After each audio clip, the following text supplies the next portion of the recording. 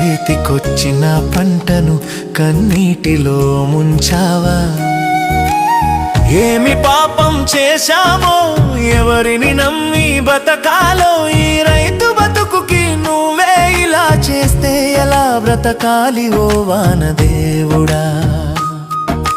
దుక్కి దున్ని నాటు వేశాం, నిద్రమాని కాపు కాసాం, పగలు రాత్రి చెమటోడ్చి పసిబిడ్డలా సాకామే.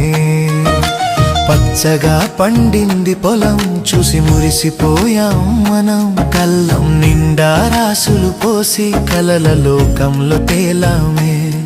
మా కష్టానికి కొలమానం, మా కన్నీటికి కారణం ఒక రాత్రి కురిసిన వాన, ఉప్పు నీటిలో కలిపావా 6 నెలల కష్టం అంతా.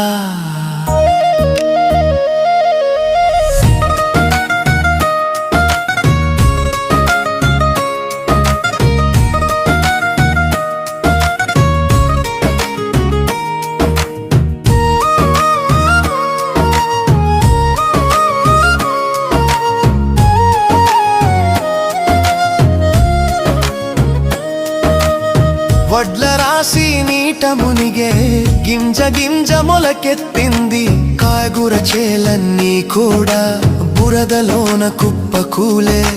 పత్తి పొలం నేలవాలే, మిరప తోట రంగు మారే, నమ్ముకున్న పంటంతా నట్టేట ముంచిందే. చేతులార కూల్చవే, మా గుండెల నిండా దెబ్బెశావే. గతిలేని పేదోళ్ళ గోడు నీకు ఏమాత్రం వినపడదా? 6 నెలల కష్టం అంతా. తెచ్చిన అప్పులు తీరవేమో, ఎరువుల లెక్క మిగలదేమో, పంట పోతే పస్తులేమో, పిల్ల పాప ఆకలేమో.